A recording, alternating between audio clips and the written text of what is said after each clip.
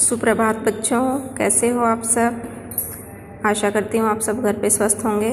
बच्चों, मैं आपको 2 पाठ कंप्लीट करवा चुकी हूँ, समझा दिए हैं मैंने। आशा करती हूँ आपको अच्छे से समझ आ गए होंगे। सभी बच्चे अपना रिटर्न वर्क कंप्लीट कर लें। और आज मैं आपको पाठ 3 का अनुवाद समझा रही हूँ। सभी बच्चे ध्यान से समझेंगे। पाठ 3, स्वावलंबनम। जब हम अपने कार्यों के लिए स्वयं पर आश्रित होते हैं या अपने कार्य स्वयं करते हैं, इसका मतलब है हम स्वावलंबी हैं। तो स्वावलंबन समझ में आया बच्चों। अपने कार्यों के लिए दूसरों पर निर्भर ना करना, स्वयं पर निर्भर रहना स्वावलंबन कहलाता है।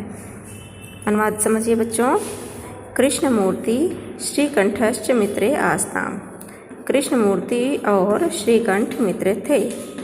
श्रीकंठस्य पिता समृद्ध आसीत्। श्रीकंठ के पिता अमीर थे। अतः तस्य भवने, इसलिए उनके घर में सर्वविधानि मतलब सभी प्रकार के सुख साधनानि आसन, सुख सुविधाएं थी या सुख के साधन थे। किसी प्रकार की कोई कमी उनके घर में नहीं थी। तस्मिन् विशाले भवने, उनके बड़े से घर में ४४ स्तंभा आसन, 40 स्तंभ, स्तंभ मतलब खम्बे, आसन मतलब थे। उनके घर में 40 खम्बे थे। तस्य 18 प्रकोष्ठेषु 50 गवाक्षः, ४४ द्वाराणि, 36 विद्युत व्यजनानि च आसन्। उनके 18 प्रकोष्ठेषु मतलब कमरों में। कितने कमरे थे उनके घर में? 18। उसके 18 कमरों में 50 मतलब 50 गवाक्षः होती हैं खिड़कियाँ, 50 खिड़कियाँ, ४४ मतलब 44 द्वाराणी मतलब दरवाजे, 44 दरवाजे थे। 36 होते हैं 36, 63 मतलब 30, 6 मतलब 6 और 30 36, 36 मतलब 36 विद्युत व्यजनानी बिजली से चलने वाले पंखे, च का मतलब और, आसन मतलब थे। फिर से समझिए बच्चों। उनके 18 कमरों में 50 खिड़कियाँ, 44 दरवाजे और 36 बिजली से चलने वाले पंखे थे। तत्र 10 सेवकाः निरंतर कार्यं कुर्वन्ति स्म। वहाँ पर 10 सेवक मतलब नौकर, निरंतर मतलब लगातार कार्य करते थे, या हमेशा उनके घर में 10 नौकर काम करते थे। परंतु कृष्णमूर्ते माता पिता च निर्धनौ, कृषक दंपत्ति, लेकिन कृष्णमूर्ति के माता पिता जो थे वो निर्धन मतलब गरीब, किसान दंपत्ति, दंपत्ति होता है माता पिता, उसके जो कृष्णमूर्ति के माता पिता थे वो निर्धन किसान दंपत्ति थे। तस्य गृहम, उसके घर में उसका जो घर था, तस्य गृहम मतलब उसका घर, आडंबर विहीनम, आडंबर मतलब होता है बाहरी दिखावा से रहित था, साधारण च आसीत् और साधारण था। उसका जो घर था वो आडंबरों से रहित था या बाहरी दिखावे से रहित था। किसी प्रकार का कोई दिखावा नहीं था उसके घर में और बहुत ही साधारण था उसका घर। समझ आया बच्चों? आगे देखिए। एकदा श्रीकंठ तेन सह प्रातः नववादने तस्य गृहम् अगच्छत्। एक बार श्रीकंठ उसके साथ, तेन से मतलब उसके साथ, प्रातः मतलब सुबह, नववादने 9 बजे, तस्य गृहम् अगच्छत् उसके घर पर आया।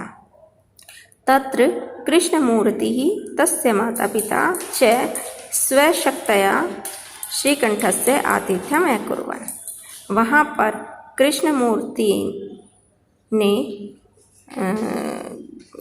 तस्य माता पिता च उसके माता पिता ने सर्व शक्तियाँ अपनी शक्ति के या अपने सामर्थ्य के अनुसार श्रीकंठ का अतिथि सत्कार किया। फिर से देखिए लाइन। तब जब वो 9 बजे उसके घर आया श्रीकंठ, तो कृष्णमूर्ति ने और उसके माता पिता ने अपनी शक्ति के अनुसार या अपनी सामर्थ्य के अनुसार श्रीकंठ का अतिथि सत्कार किया। एतत् दृष्ट्वा, ऐसा देखकर, श्रीकंठ अकथयत्, श्रीकंठ ने कहा, मित्र, अहम भवतां सत्कारेण संतुष्टो अस्मि। मैं भवतां मतलब आपके सत्कार करने से संतुष्ट हूँ। मैं आपके सत्कार से संतुष्ट हूँ, खुश हूँ।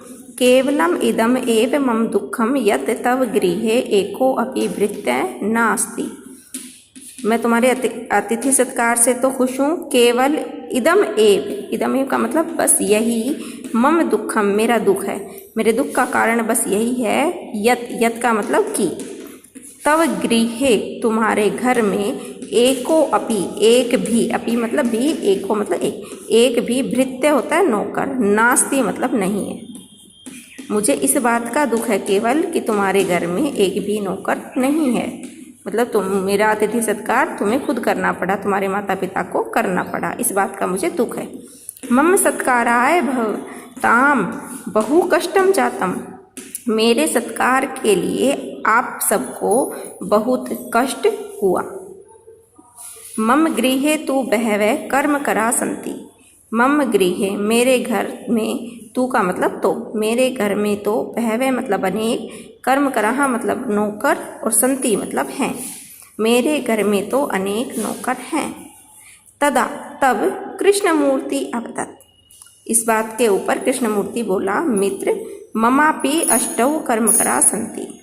मेरे भी अष्टौ मतलब 8, कर्मकरा मतलब नौकर, संति मतलब हैं, मेरे भी 8 नौकर हैं। ते च द्वौ पादौ, वे हैं 2 पैर, द्वौ हस्तौ 2 हाथ, द्वे नेत्रे 2 आँखें, द्वे श्रोत्रे इति, और 2 श्रोत्रे मतलब कान। उसने कहा कि तुम्हारे घर में तो कोई नौकर नहीं है, तो उसे ये बात सुनकर कृष्णमूर्ति ने कहा कि मेरे पास तो 8 नौकर हैं, 2 पैर हैं मेरे, 2 हाथ हैं, 2 आँखें हैं, और 2 मेरे कान हैं, ये सब मेरे 8 नौकर हैं। एते प्रतिक्षणम मम सहायका। ये सब जो 8 नौकर उसने बताए, 2 आँखें, 2 हाथ, 2 पैर और 2 कान, ये सब प्रतिक्षण मतलब हर समय, मम सहायका मेरे सहायक रहते हैं या मेरी सहायता करते हैं। किंतु तव भृत्या, लेकिन जो तुम्हारे नौकर हैं, तव भृत्या मतलब तुम्हारे नौकर, सदैव मतलब हमेशा, सर्वत्र मतलब प्रत्येक जगह, हर जगह, उपस्थिता भवितुम उपस्थित रहें, न शक्नुवन्ति ऐसा संभव नहीं है। मेरे जो नौकर हैं 8, ये तो हमेशा मेरी सहायता करते हैं, हर स्थान पे मेरी सहायता करते हैं, लेकिन ऐसा नहीं हो सकता, ये संभव नहीं है कि तुम्हारे नौकर हमेशा हर समय हर जगह उपस्थित हों, ऐसा संभव नहीं है। त्वम तु सर्व कार्याय, तुम तो सर्व कार्याय भृत्य अधीन है, तुम तो सब कार्याय अपने कार्यों के लिए, अपने काम के लिए नौकरों के अधीन हो, या तुम अपने काम के लिए नौकरों पर आश्रित हो। यदा यदा जब जब, ते अनुपस्थिता वे अनुपस्थित रहेंगे मतलब नहीं आएंगे, तदा तदा तब तब, त्वम कष्टम अनुभवसी तुम कष्ट का अनुभव करोगे, या जब वो नौकर नहीं आएंगे, किसी दिन अनुपस्थित रहेंगे, तो तुम्हें दुख होगा, परेशान हो जाओगे तुम। स्वावलंबने तो सर्वदा सुखमेव। स्वावलंबन में तो हमेशा, सर्वदा का अर्थ होता है बच्चों हमेशा, स्वावलंबन में तो हमेशा सुख ही होता है, मतलब कहने का अपना कार्य स्वयं करने में हमेशा सुख प्राप्त होता है। न कदापि कष्टम भवति, और कभी भी कष्ट नहीं होता है।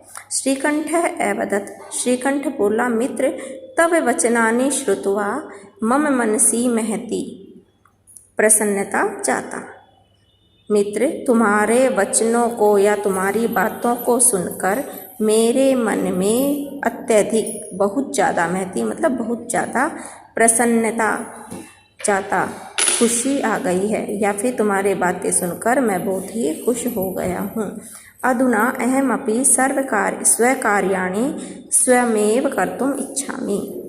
अब, अधुना का अर्थ है बेटा अब, मैं भी, अहम अपि मैं भी, स्वयं मतलब अपने, कार्याणि मतलब काम, अब से मैं भी अपने काम, स्वमेव अपने आप ही, कर्तुम इच्छामि करना चाहता हूँ। भवतु ठीक है, 12:30 इदम। सार्ध का मतलब होता है 12:30, द्वादश मतलब 12, सार्ध का मतलब होता है आधा, ठीक ना, 12:30 वादनम मतलब बजे, 12:30 बज गए हैं, अब 12:30 बज गए हैं। सांप्रतम गृहम चलामि, अब घर को चलता हूँ या अब मैं घर जाता हूँ। यहाँ पर बच्चों पाठ 3 का आपका अनुवाद समाप्त हो गया है। आशा करती हूँ आपको ये अच्छे से समझ आया होगा। तो सभी बच्चों को यह अनुवाद अच्छे से याद करना है। धन्यवाद।